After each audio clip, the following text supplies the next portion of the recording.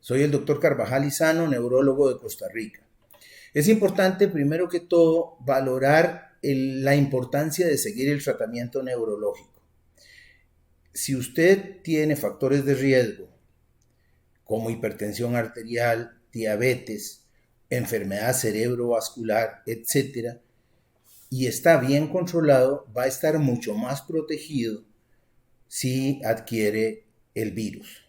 Entonces, es sumamente importante que ustedes, las personas más afectadas, las personas que están en los grupos de riesgo, mantengan su tratamiento, mantengan su diabetes compensada, su presión arterial normal y todo el tratamiento preventivo para enfermedad coronaria, para enfermedad vascular cerebral, que lo sigan. Ese control, tanto neurológico como de medicina interna, como cardiológico, debe mantenerse.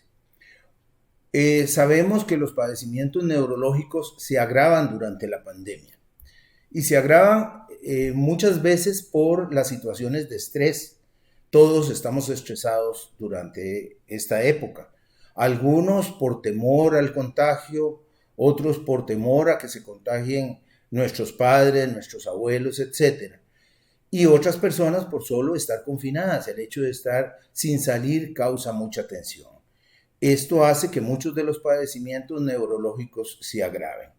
Por lo tanto, es sumamente importante que cada paciente mantenga su control neurológico y además pueda tener la posibilidad de consultar con su neurólogo sobre los síntomas que tiene y sobre si se ha agravado, por ejemplo, la migraña, si ha tenido mayores problemas de temblor, etc.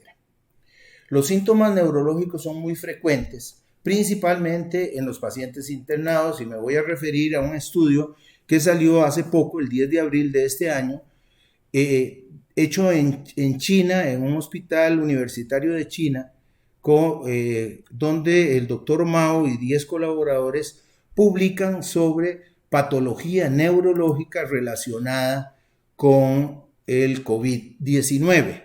Y vean ustedes qué interesante. Analizaron 214 pacientes que fueron hospitalizados. Al azar, 214 pacientes seguidos. Y resulta que de los pacientes neurológicos hospitalizados, de los pacientes COVID-19 hospitalizados, 36.4% tuvieron alteraciones neurológicas, síntomas neurológicos. Pero no solo eso. Los pacientes que estuvieron más graves y estuvieron en cuidados intensivos llegaron a tener 45.5% de patología neurológica o síntomas neurológicos. Brevemente vamos a ver algunos de los síntomas. Los más leves son cefalea, o sea, dolor de cabeza, mareos, fatiga y los trastornos del olfato y gusto, que ya como sabemos están totalmente aceptados como un dato de COVID-19. Los graves, y anoto graves porque son síntomas que deben hacer al paciente ir a consultar emergencias. Trastornos de conciencia, esto es un adormecimiento mayor del usual. Esto obviamente puede estar asociado o no a síntomas respiratorios. Un trastorno de la marcha, que la persona estaba caminando bien y de un momento a otro empieza, por ejemplo, con fatiga, puede tener o no el cuadro respiratorio, y trastornos de la marcha agudos. Y convulsiones. Las convulsiones en una persona que nunca las ha tenido, es necesario que consulte. Las patologías más graves que se pueden ver ya se dan más, como hablábamos antes, en pacientes que tienen cuidados intensivos, o sea, que requieren cuidado intensivo o ventilación mecánica. Brevemente vamos a hablar sobre las mialgias, que son dolores musculares, meningitis, que es una infección viral de las meninges, encefalitis, que es una inflamación del cerebro por el virus y que es muy grave porque es lo que nos da trastornos de conciencia hasta llegar a coma, e incluso se habla de que puede haber una meningoencefalitis en la cual puede haber hasta una depresión respiratoria que lo lleve a uno a la claudicación y a la muerte, infartos cerebrales de pequeños vasos o de grandes vasos, y la muy temida encefalopatía aguda hemorrágica necrotizante, que es lo que estamos viendo en esta imagen. Esta parte que vemos aquí son necrosis, esto es muerte celular, una gran zona del cerebro que está totalmente dañada con componente hemorrágico. Finalmente, quiero decirles de que hay también unos síndromes post-infecciosos, dentro de los cuales están algunas neuritis, dolores musculares persistentes y también trastornos de memoria y trastornos en esfera mental que pueden quedar después de un cuadro grave en las personas que logran sobrevivir. Esta imagen es del nervio olfatorio. Ya en una transmisión previa habíamos hablado de cómo podía perderse el olfato cuando el virus llega acá, pero hoy la traigo por otra razón. Resulta que hay una teoría bastante aceptada actualmente de que el virus tiene una tendencia a acercarse al nervio y viajar a través del nervio. Este es el nervio olfatorio y el virus puede irse por el nervio, por vía retrógrada, hasta el tallo cerebral, donde existen los centros respiratorios, donde existen los centros de control cardiovascular, de presión arterial, etcétera, y esto podría perfectamente agravar el caso y darnos las encefalopatías o meningoencefalopatías. Por lo tanto, la mejor prevención es evitar el virus, seguir lavándonos las manos, seguir manteniendo el distanciamiento social y mantener nuestro tratamiento neurológico. Ahora vamos a pasar a las preguntas de los pacientes. Igual podemos contestar cualquier pregunta de esta introducción que hicimos recientemente. Estas son preguntas que nos enviaron al WhatsApp. Doctor, ¿es posible que una persona que nunca ha padecido de migraña, epilepsia, trastornos de conciencia o de marcha presenten por primera vez alguno de estos síntomas si tiene coronavirus? Precisamente el hecho de que la persona no haya tenido estos síntomas puede hacer que pensemos en el coronavirus. Si es una paciente que tiene crisis convulsivas, un epiléptico que tiene una crisis cada mes y le dio una crisis ahora en abril, y probablemente van a ser sus mismas crisis. Pero si hay una persona de cualquier edad que nunca ha tenido crisis convulsivas y tiene una crisis y además tiene otros síntomas como fiebre, problemas respiratorios, etcétera, por supuesto que tenemos que consultar. Lo mismo que cuando hay alteraciones de estado de conciencia o trastornos de la marcha. Eso en cualquier paciente en época de coronavirus o en otra época, igual son padecimientos neurológicos que deben ser analizados y tratados. Hola, soy migrañosa. ¿Cómo se puede diferenciar entre una migraña y un dolor de cabeza por COVID-19?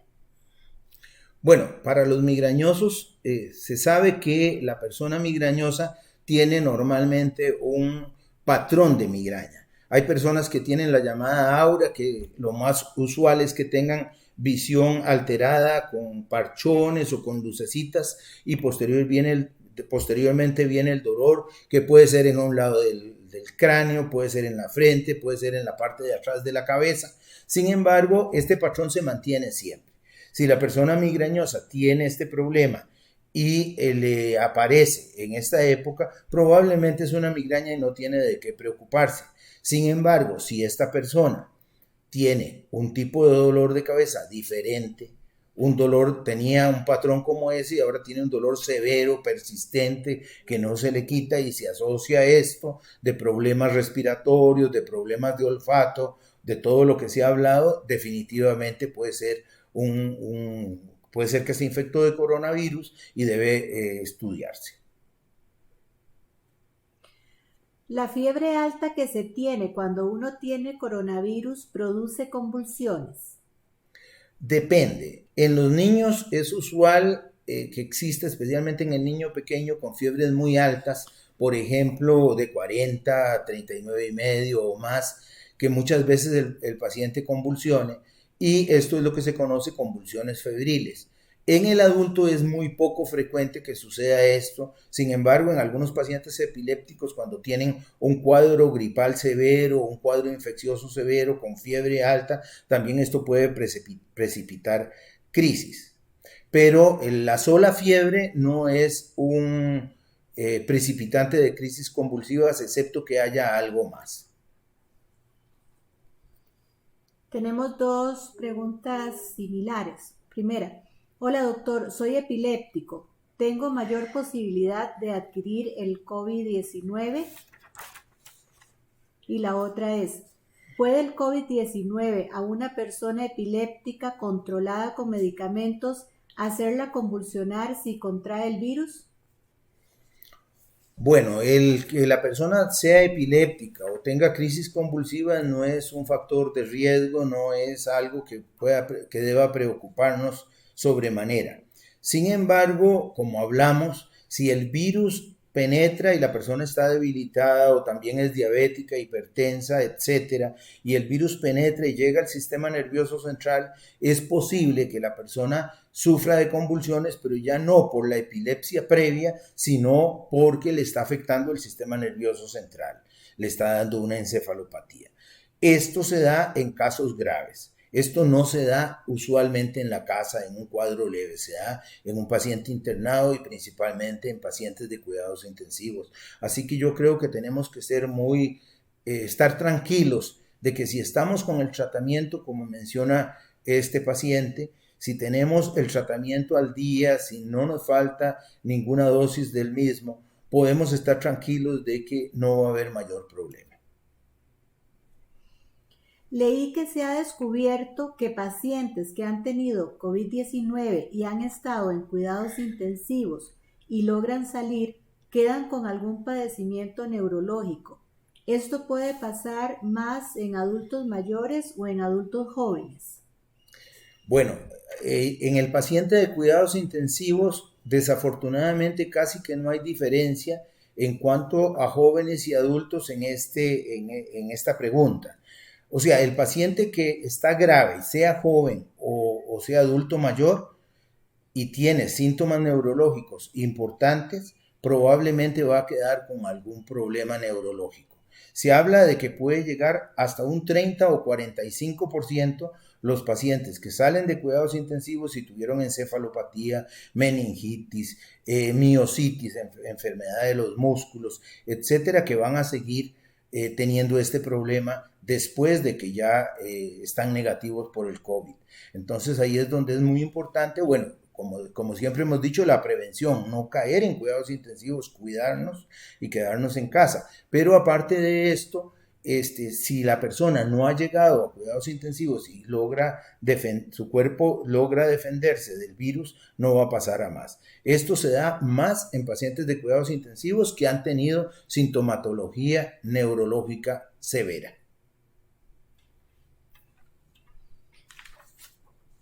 Mi hijo de 29 años hace como 5 años le comenzó ataques de ansiedad, pero los superó por mucho tiempo. Ahora, antes de comenzar el virus, le volvieron y más fuertes, pero ya con ataques de pánico. Algo terrible. Le mandaron exámenes de todo. Un día lo vio un doctor y le mandó la fluoxetina, por lo que contrae los síntomas y le habló que eso se lo va a ir quitando la pastilla. Yo como madre no le hacía caso porque sé que él tiene que ser muy fuerte y vencerlos, aunque me dicen que cuesta mucho vencer sin un medicamento que le ayude. Ahora la pregunta, yo hablé fuerte con él, que no se encierre en el cuarto solo, que haga ejercicios, que camine, vea el mundo de otra manera y hace 8 días el resultado fue muchísimo mejor. ¿Tiene cura esto o tiene que vivir toda la vida con esta pastilla? Madre preocupada por su hijo. Bueno, para la señora debo decirle que esto de las crisis de pánico no es algo netamente psicológico, sino que es algo bioquímico cerebral.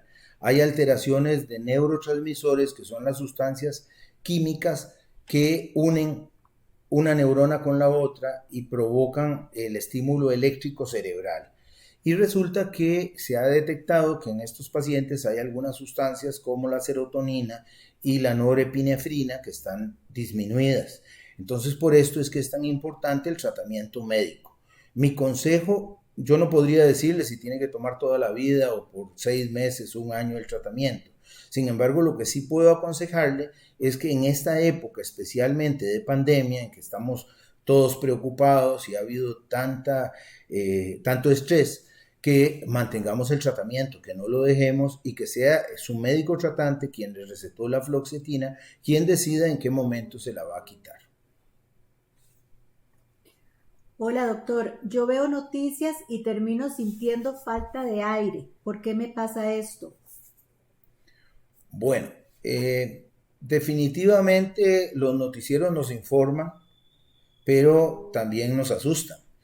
Yo creo que para una persona normal, con sensibilidad normal, el ver que en otro país hay una gran cantidad de muertos, que las salas de cuidados intensivos no dan abasto, que hay containers que se están llenando de cadáveres, que hay fosas comunes que también están llenas de cadáveres, y por supuesto que solo una persona insensible no va a reaccionar ante esto.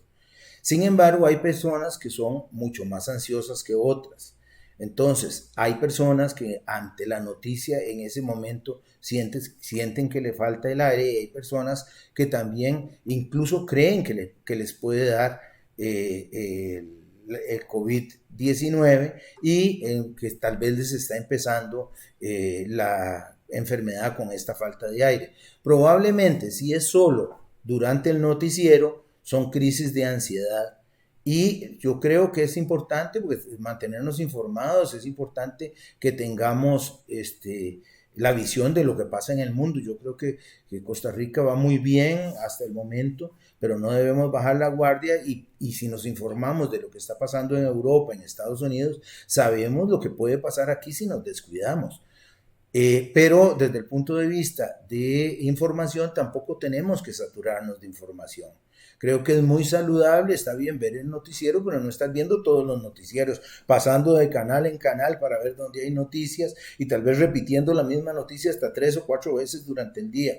Es más sano buscar un canal que tenga alguna película, ver una película por Netflix o hacer alguna actividad física. Yo creo que es muy sano también para todas las personas neurológicas y no neurológicas el hacer ejercicio en casa, el comer bien, el disfrutar de un juego de mesa, etcétera. Yo creo que todo esto nos puede ayudar para que estemos más tranquilos y evitar el exceso de ansiedad. Si ya la ansiedad es muy fuerte, yo creo que es muy conveniente que la persona consulte. Hay muchos psicólogos, psiquiatras y neurólogos que están dando telemedicina y pueden compartir con ellos sus problemas e incluso pueden recibir una medicación para estar menos ansiosos. Yo creo que no se justifica que una persona esté sufriendo demasiado en casa. Incluso para una atención médica es mucho mejor salir, ir al neurólogo o al psiquiatra y volver a un lugar que probablemente no va a tener tanto peligro que quedarse en casa y sufrir de una gran ansiedad, una gran depresión que también lo puede enfermar físicamente. ¿La enfermedad de pequeños vasos es un factor de riesgo para el coronavirus? Esta pregunta la recibimos también en una de las transmisiones anteriores. Debo referirme que la enfermedad de pequeños vasos, vamos a revisar un poquito aquí el cerebro, la enfermedad de pequeños vasos son puntitos que se ven en la resonancia magnética y a veces en el TAC. Son pequeños puntitos que lo que indican es que hay pequeños derrames, pequeños infartos cerebrales.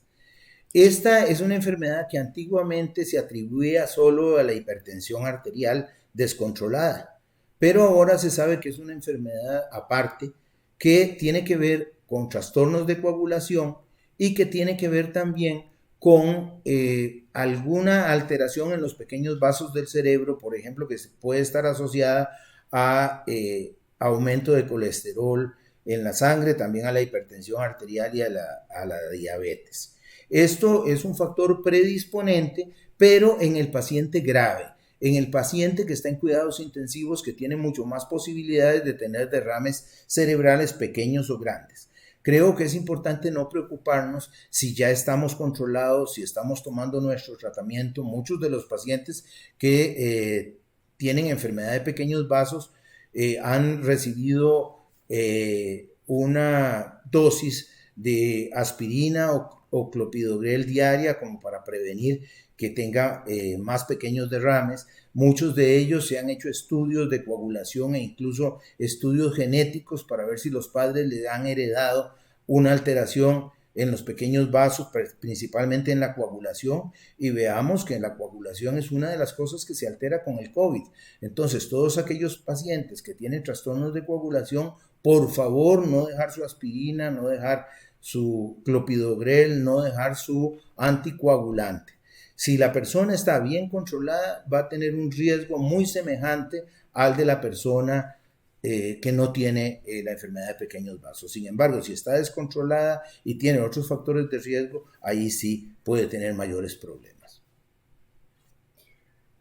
Hola, escuché de una muchacha en España que llegó a la casa y notó a su papá extraño y le dijo que estaba agotado. Luego se dio cuenta que estaba como ido, con la mirada perdida y no se acordaba de nada. Él salió con coronavirus, lo llevó al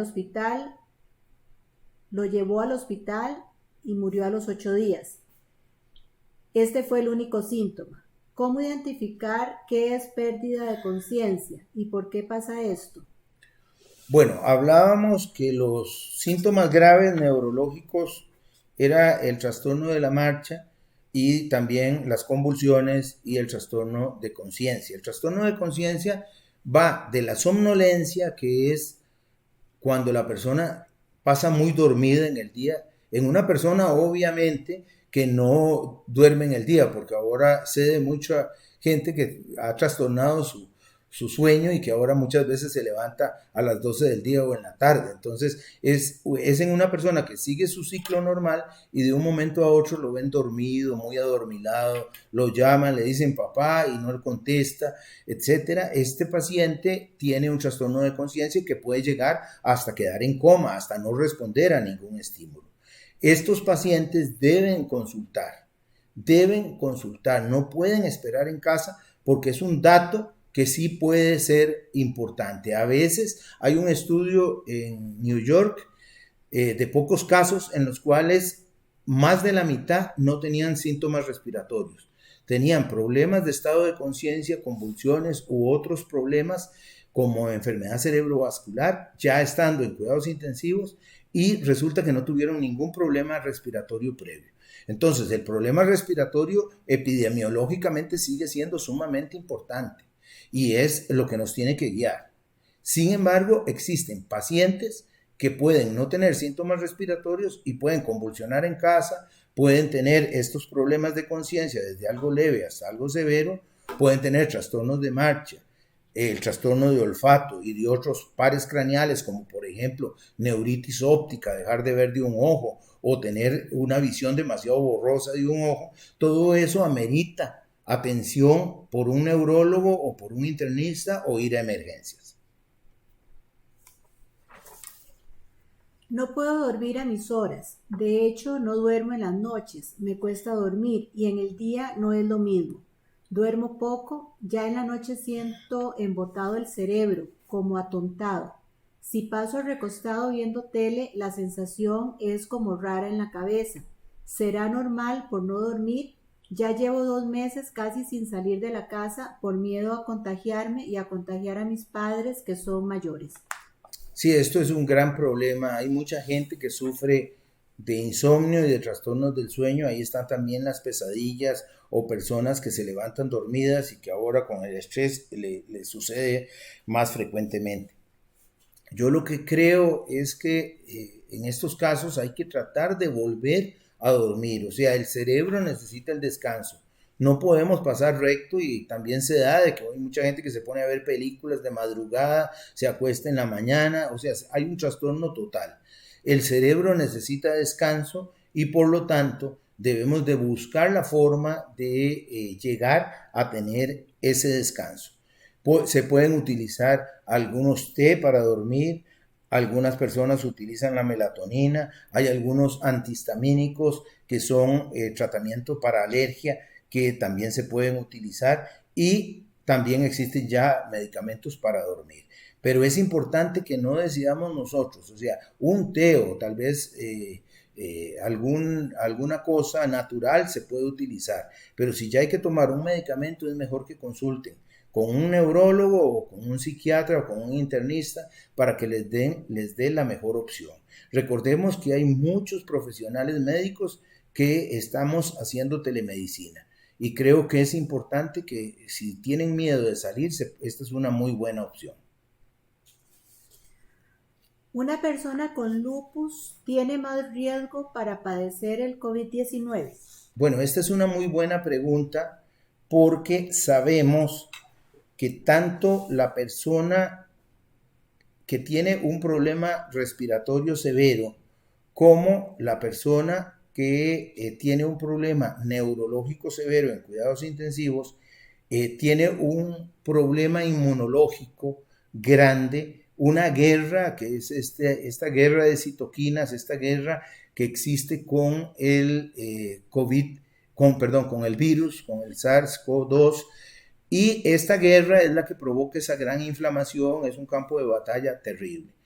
La persona que tiene lupus, que tiene artritis reumatoide, que tiene cáncer y está tomando medicamentos que bajan las defensas, que toma esteroides como la prednisona, prednisolona, cortisonas en general, tienen mayor riesgo de adquirir el virus. Por lo tanto, siempre se ha considerado que al igual que la persona de edad, hipertensa, diabética, etcétera, está dentro del grupo de riesgo y debe ser de las personas que debe cuidarse más. Cualquiera que tenga un problema inmunológico debe cuidarse más. ¿La fotofobia tiene que ver con un problema relacionado con algún padecimiento neurológico y cómo se puede controlar? Bueno, la fotofobia se define como la intolerancia a la luz. Generalmente se da por problemas oculares. Esto significa que la persona puede tener un problema en la córnea, un problema en la retina. La primera cosa que se debe hacer es un examen ocular. Sin embargo, hay personas que desde niño tienen esto y a veces no es siempre, sino a veces con algunos estímulos. Se da mucho en personas migrañosas que especialmente cuando tienen la crisis tienen una dificultad muy grande con la luz, cuando alguien utiliza un foco o con las luces de los autos o con la luz del sol. Esto es una alteración que puede darse en muchas personas. Sin embargo, en migraña existe la posibilidad de que con el tratamiento disminuya y también en el paciente que tiene un problema ocular también puede darse la situación en que con el tratamiento se le quite. También hay personas que no soportan la luz y que desde chiquitos tienen eso. Esas personas con fotofobias que la tienen prácticamente desde el nacimiento posiblemente no van a tener un tratamiento más que usar anteojos oscuros medicados de óptica, ojalá polarizados, y también un sombrero, recomiendan sombrero de ala ancha o una gorra con el fin de evitar los rayos del sol. ¿La tinnitus tiene alguna explicación neurológica? En realidad es el tinnitus. El tinnitus es un ruido en los oídos que puede ser en uno o en los dos oídos. Existen padecimientos auditivos del oído que pueden dar tinnitus y la primera cosa que se debe hacer es consultar con un otorrinolaringólogo para que le valore su audición y además cómo está su oído.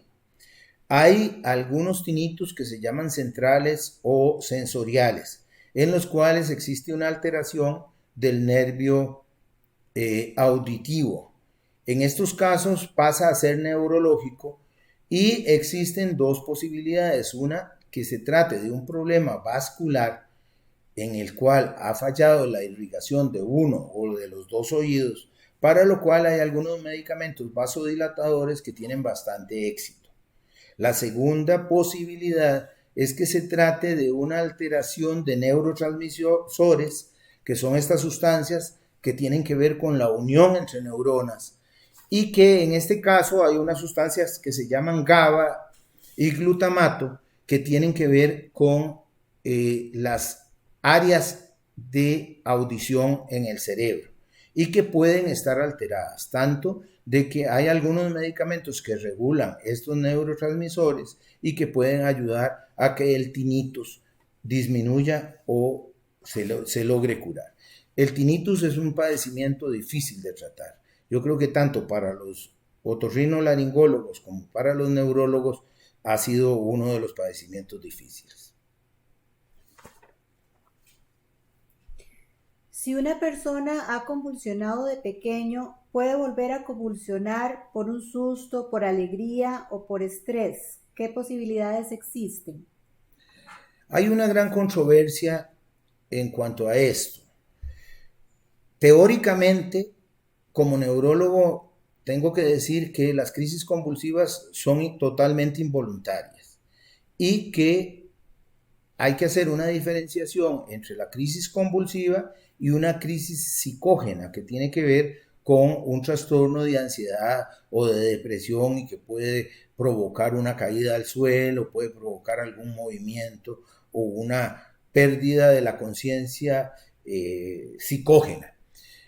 Sin embargo, esto es una cuestión que uno ve en la práctica neurológica, que hay algunos pacientes que están tensos, que sufren un shock psíquico por una muerte de un familiar o porque tienen un grave problema en el trabajo, en la casa, y que en ese momento tienen crisis convulsivas. Y crisis convulsivas que no se pueden considerar como psicógenas, sino que son las mismas crisis. Lo que se ha postulado en estos casos es que existen cambios también en neurotransmisores del cerebro que tienen que ver con el inicio de esta crisis eléctrica cerebral, que este trastorno se da provocado por la parte psicógena, pero que en verdad provocan cambios a nivel de estos neurotransmisores que incluso se han visto en resonancias magnéticas dinámicas como hay cambios durante estos procesos de estrés.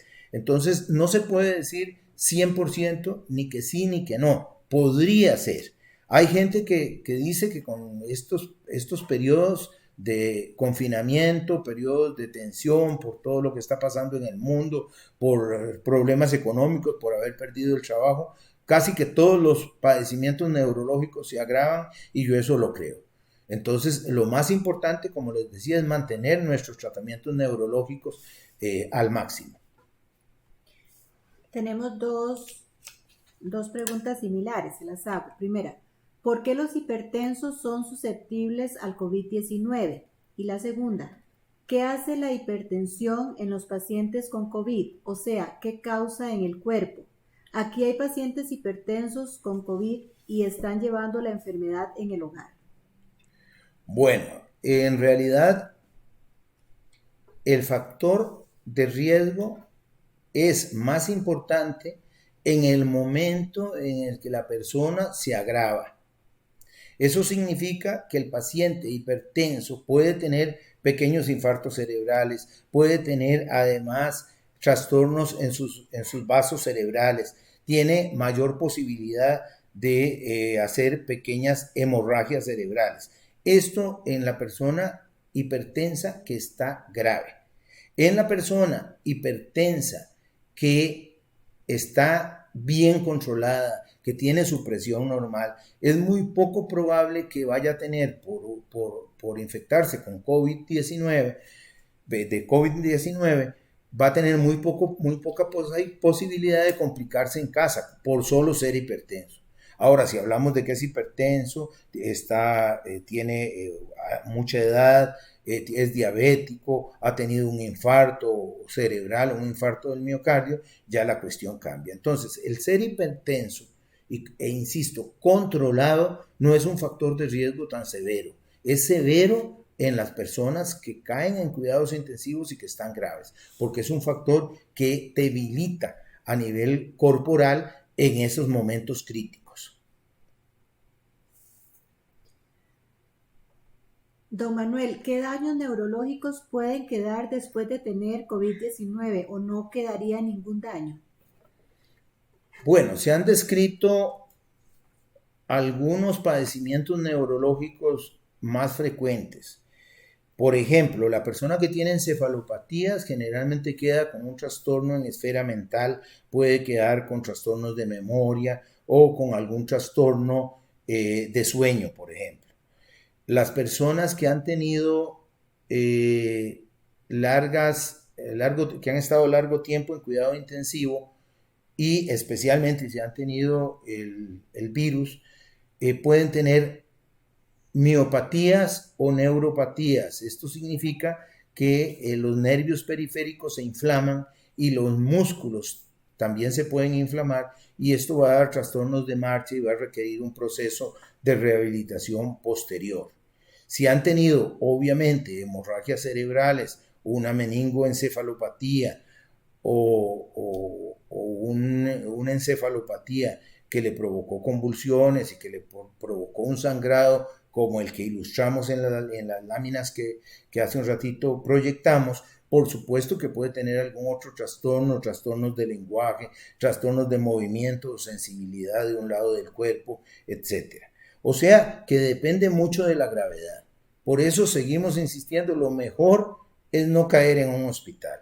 El paciente que llega al hospital es el que generalmente va a tener más trastornos neurológicos y todavía mucho mayor el que estuvo en cuidados intensivos y sobrevivió. Mejor quedarnos en casa y mantener todas las medidas sanitarias para evitar el contagio. ¿Tomar migradorixina y dorixina diario producirán efectos secundarios?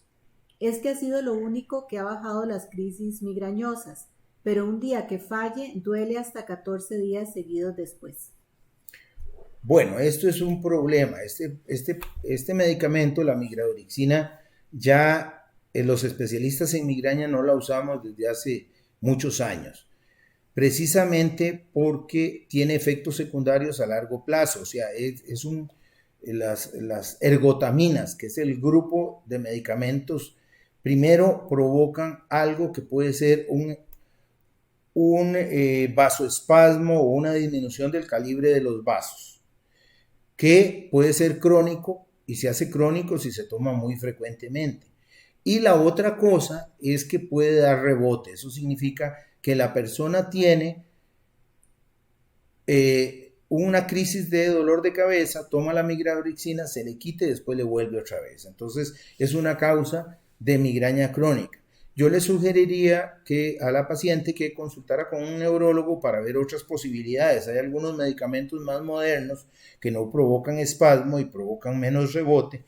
Y en migraña siempre hemos abogado por el tratamiento preventivo, medicamentos que hacen que la persona no tenga crisis, o sea, que eviten las crisis para no tener que estar tomando analgésicos y migradorixina diaria.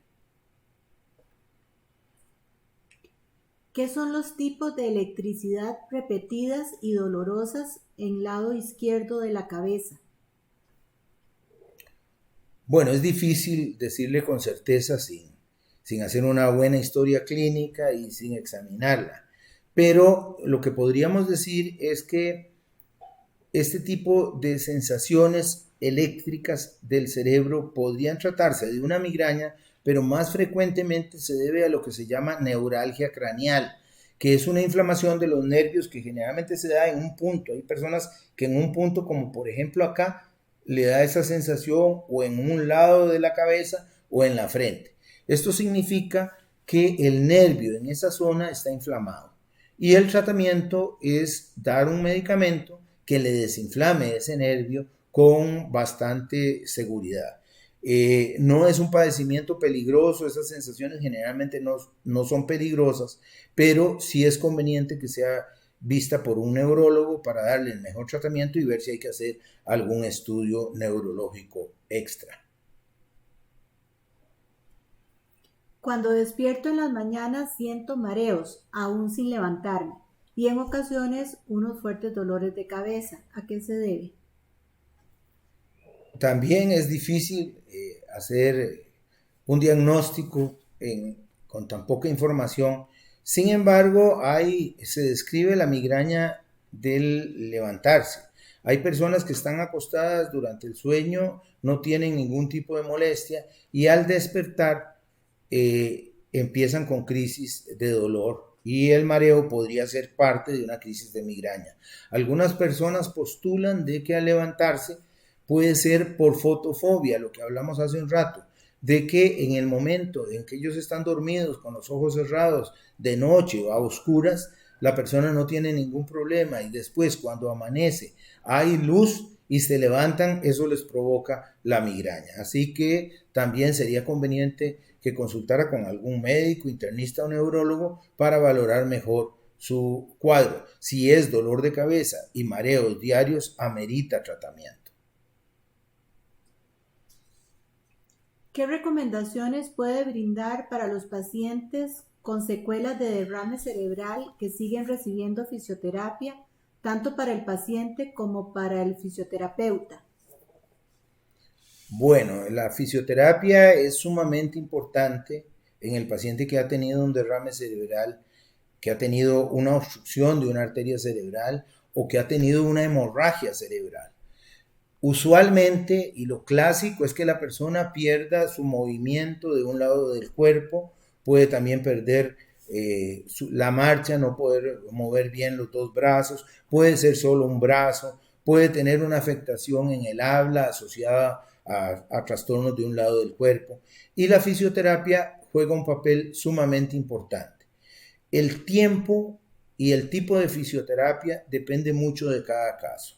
En esto debe haber un trabajo conjunto entre el neurólogo y el fisioterapeuta con el fin de buscar un equilibrio al máximo. Hay pacientes que requieren fisioterapia diaria por muchos meses, mientras que otros mejoran rápidamente y en 2-3 meses ya están bien, a veces hasta más rápido. Todo depende de lo que se llama capacidad de reserva circulatoria cerebral. Muchas personas tienen el derrame cerebral, pero alrededor de la zona infartada, la zona donde se coaguló la sangre y tapó una arteria, hay circulación colateral que hace que la recuperación de esa zona del cerebro sea sumamente importante. Y estas son las personas que quedan con muy poca secuela o que evolucionan muy rápidamente hacia la mejoría.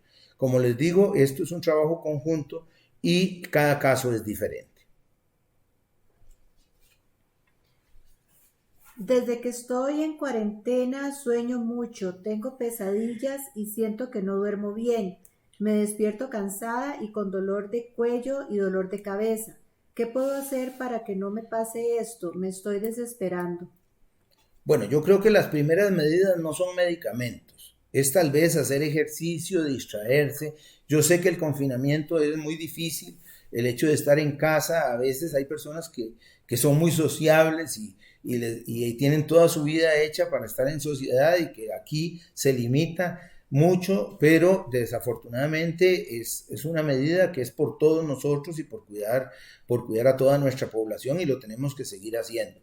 Entonces, mi recomendación es utilizar el tiempo al máximo, leer un libro, hacer juegos de mesa con la familia, hacer deporte, ingeniárselas con diferentes ejercicios. Si tiene pesas, usar pesas y si no, ingeniársela con una pesa hechiza.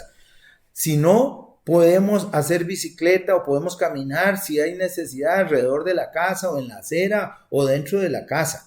Tratemos de bajar de internet algún programa de ejercicios. Veamos películas de internet.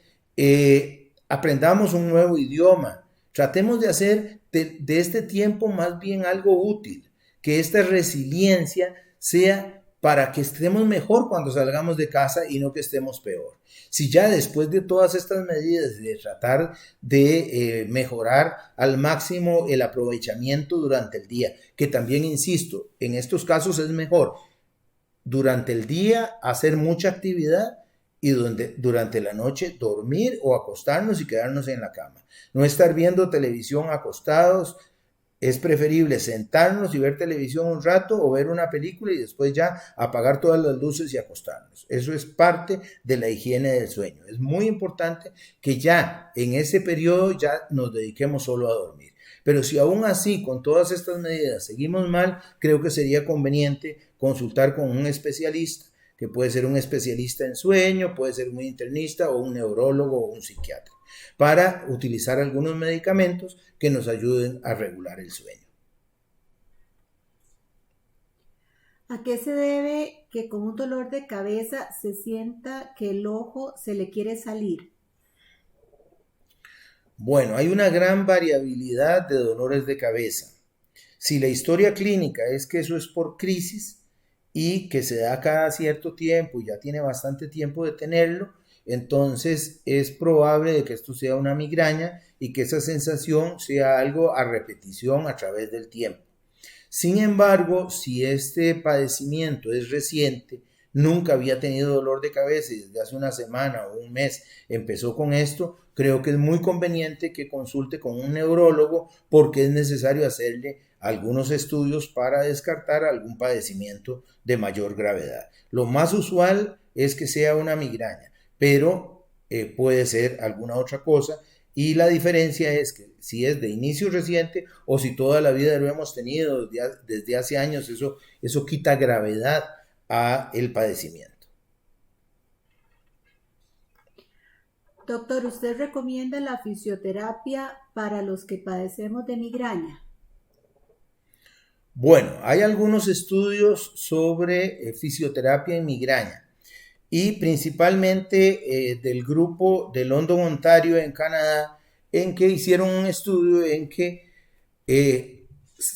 cerca de un 10% o más de los pacientes con migraña se acompañaban de contracturas musculares cérvico-dorsales. Eso es contracturas en la parte de atrás acá, en la nuca, y también en los músculos de la espalda alta. Y ellos, la conclusión que sacaron es que estos pacientes que tenían estas contracturas musculares no mejoraban con ningún tratamiento y sí mejoraban cuando se utilizaban relajantes musculares asociados a fisioterapia. Por lo tanto, creo que es muy importante en estos casos el utilizar la fisioterapia como parte del tratamiento de la migraña y esto también es un tratamiento conjunto entre el neurólogo y el fisioterapeuta. Doctor, ¿qué opina usted sobre el uso de mascarillas? Bueno, eso es muy polémico. Yo me confieso a favor de las mascarillas. No contradigo todo lo que ha dicho el ministro de Salud y las autoridades sanitarias. O sea, lo principal es el lavado de manos, el distanciamiento social, el que nos quedemos en casa. Sin embargo, si vamos a una feria del agricultor, vamos a un supermercado o van a mi consulta, tienen que ponerse la mascarilla porque es un requisito en mi consulta que tanto el médico como el paciente tenga la mascarilla. Estamos de acuerdo que no es una protección total, pero estamos evitando que partículas de saliva viajen a través del aire, aunque sea 1 metro, 1,5 metros. Y estamos evitando que la otra persona también provoque este posible contagio. Creo que es importante que se ha dicho que hay gente que, porque en algún momento yo he publicado en Facebook, en mi Facebook personal, algunas cosas a favor de las mascarillas. Y por ejemplo me han dicho, pero si la mayoría de gente no sabe usarlas. No, puede ser que no las sepan usar, pero también si se decide utilizar la mascarilla, debe haber una campaña también para aprender a usarla, como creo que lo dijo el ministro de Salud hoy o ayer, con las personas que tienen que usar mascarilla que venían de Houston.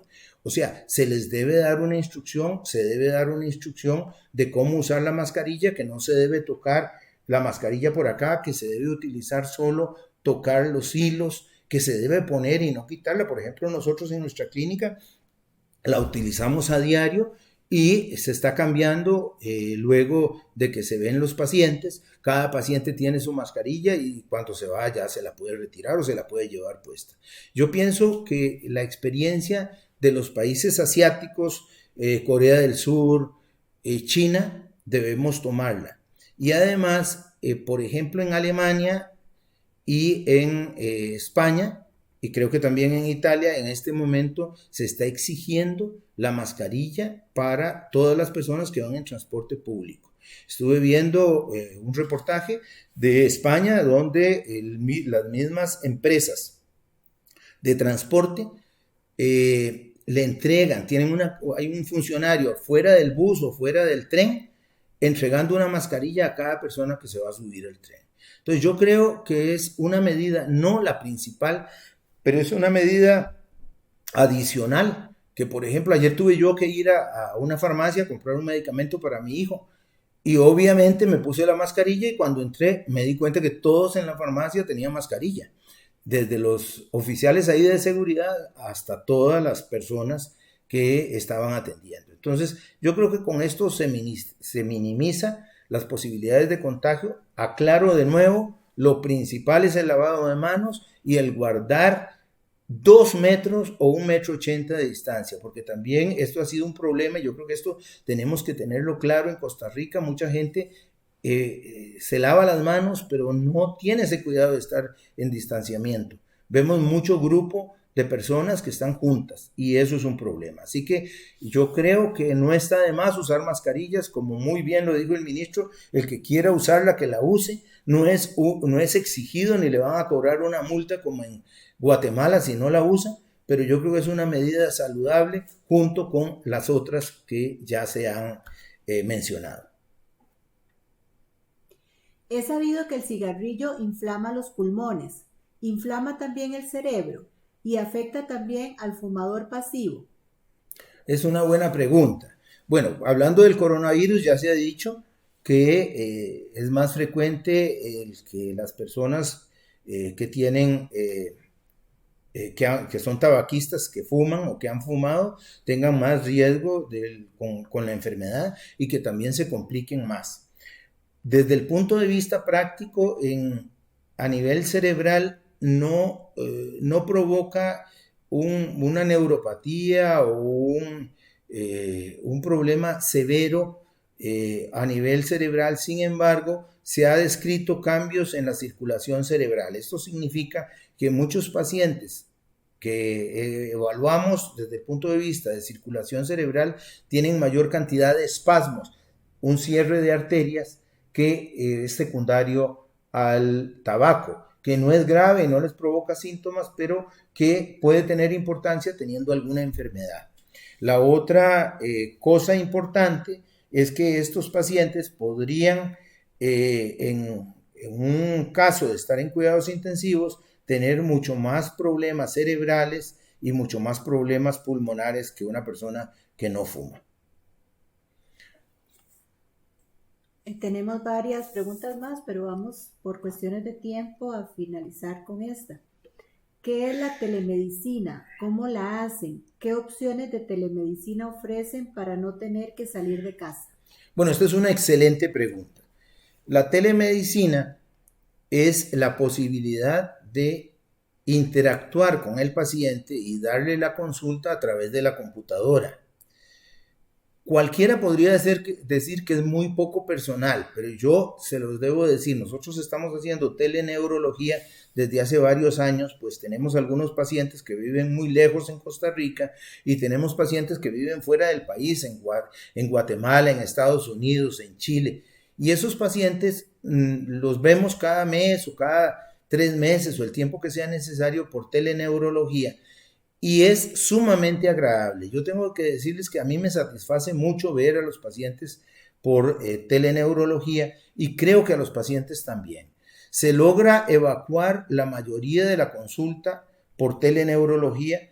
Obviamente la telemedicina del paciente que llega primera vez y que llega con síntomas no es lo mejor, porque muchas veces es indispensable palpar al paciente. Por ejemplo, si tiene un dolor abdominal hay que examinarle ese abdomen. Si tiene un problema ocular hay que revisarle el ojo. Si tiene un problema neurológico tenemos que verle reflejos, tenemos que verle fondo de ojo, etc. Entonces, para la primera vez es preferible que sea presencial.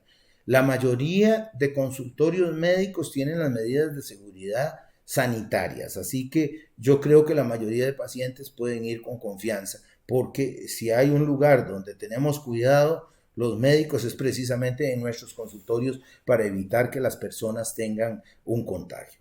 Sin embargo, la teleneurología, que es lo que yo conozco, es tan importante que, por ejemplo, la Sociedad de Dolor de Cabeza de Estados Unidos y la Sociedad Neurológica Americana postulan de que incluso el examen neurológico en la mayoría de los casos no graves se puede hacer por teleneurología.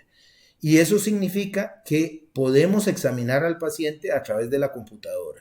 ¿Cómo lo hacemos? Les tengo que contar que me instruyó una de mis primeras pacientes de teleneurología que tenía enfermedad de Parkinson o tiene enfermedad de Parkinson y que yo sin preguntarle me dijo, yo estoy muy bien, ya casi no tiemblo. Y me puso las manos así en la cámara, sin que yo le dijera. En neurología, nosotros examinamos, por ejemplo, el ojo. Entonces hay que pedirle a la persona que se acerque a la cámara, que mire hacia un lado, mire al otro, que se toque el ojo, etc. Hay una gran cantidad de técnicas que se están promoviendo en neurología para que uno pueda examinar al paciente cuando es necesario. Sin embargo, yo también soy del criterio de que la primera consulta debe ser presencial y las siguientes, en la mayoría de los casos, podrían darse por teleneurología. Esto es una decisión que se debe tomar en conjunto entre el paciente y el médico. Bueno, yo creo que ya terminamos. Yo agradezco mucho la gran cantidad de preguntas. Para nosotros ha sido muy importante estar presentes en esta pandemia, tanto en preguntas que no creíamos que fueran tantas, de pacientes que tenían dudas sobre el coronavirus, como también ahora de pacientes neurológicos que quieren saber más sobre estos padecimientos neurológicos y cómo poder sobrellevar esto a través del tiempo. Yo creo que no falta mucho, pero tampoco estamos muy cerca de terminar con esto. Entonces tenemos que tener paciencia, tenemos que hacer deporte, tenemos que divertirnos en casa y también tratar de no dejar nuestros tratamientos. Muy buenas noches y que estén muy bien.